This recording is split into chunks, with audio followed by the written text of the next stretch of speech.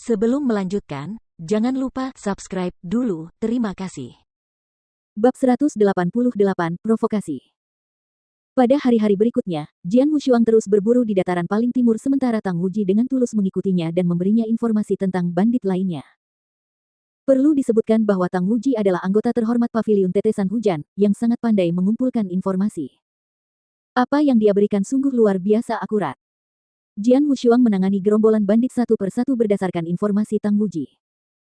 Ia langsung membobol sarang para bandit itu, membunuh para buronan pembawa senjata dengan cara yang sederhana dan brutal, lalu pergi.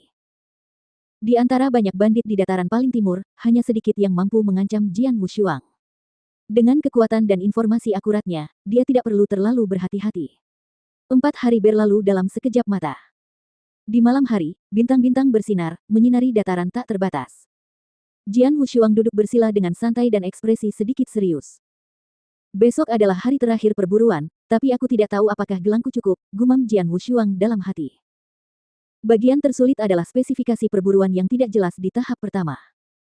Tidak peduli berapa banyak gelang yang kau punya, kau akan berusaha membunuh lebih banyak buronan dan mendapatkan lebih banyak gelang sehingga kau bisa merasa lega. Tang Wuji. Jian Wushuang menatap pria yang sedang mendengkur dalam tidurnya. Tang Wuji langsung terbangun kaget dan bertanya, "Bos, ada yang bisa saya bantu?" "Hari ini, kamu menyebutkan bahwa ada sekelompok bandit yang dipimpin oleh seorang buronan Blood Jade, benarkah?" tanya Jian Wushuang. "Tepat sekali." Tang Wuji mengangguk dan berkata, "Aku mendengar ini dari pemimpin pertama geng api ungu. Pria itu bernama Gu Changsheng, orang penting yang selalu mengundang bandit terkenal ke pestanya.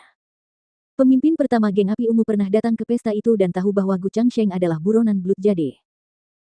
Jian Wushuang sedikit menyipitkan matanya dan berkata, "Secara umum, para pelarian Blood Jade mencapai alam Void Yin yang mendalam, hanya beberapa dari mereka yang mencapai alam Void Yin yang luar biasa.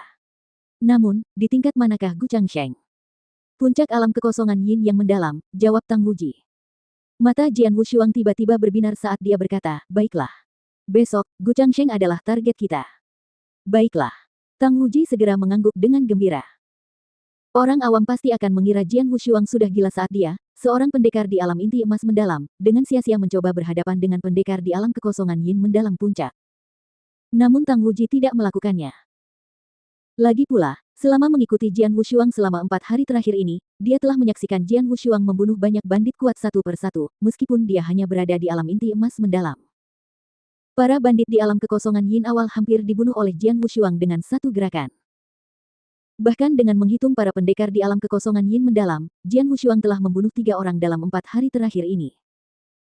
Terlebih lagi, dia langsung membobol sarang mereka dan membunuh mereka di bawah pengepungan sejumlah besar bandit. Karena dia mampu membunuh para prajurit di alam kekosongan Yin mendalam, bahkan saat terkepung, dia juga mampu membunuh para prajurit di puncak alam kekosongan Yin mendalam.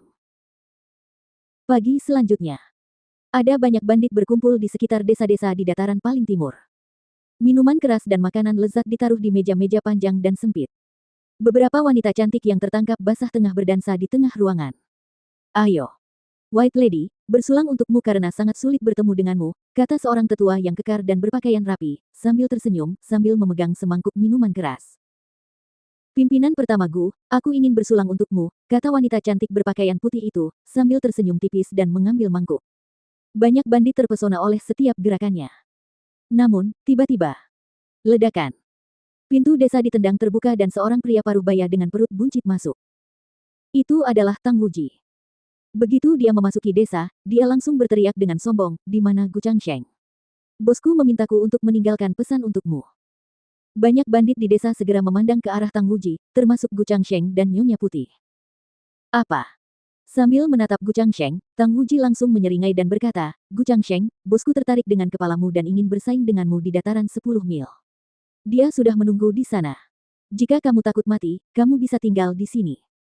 Setelah menyelesaikan kata-katanya, Tang Wuji tidak memperhatikan tanggapan mereka karena dia segera berbalik dan pergi.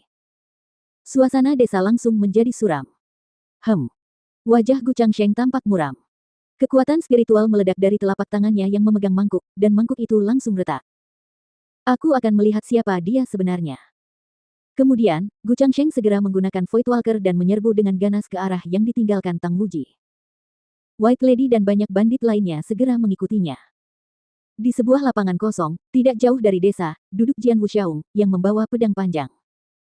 Tak lama kemudian, Tang Wuji berlari kencang dan berteriak, "Bos, dia datang." Gu Changsheng datang. Jian Wushuang membuka matanya.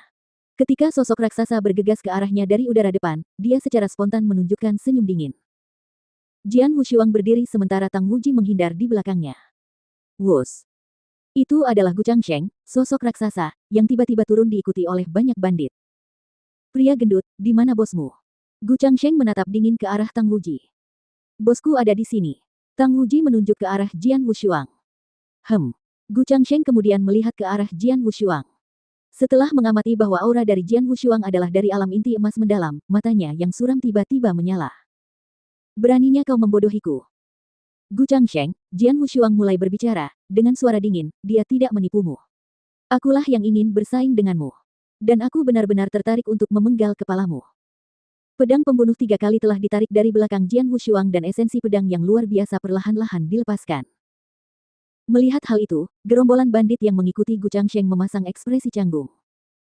Tang Wuji setidaknya seorang pendekar di alam inti emas luar biasa. Namun, Jian Wushuang hanya di alam inti emas mendalam.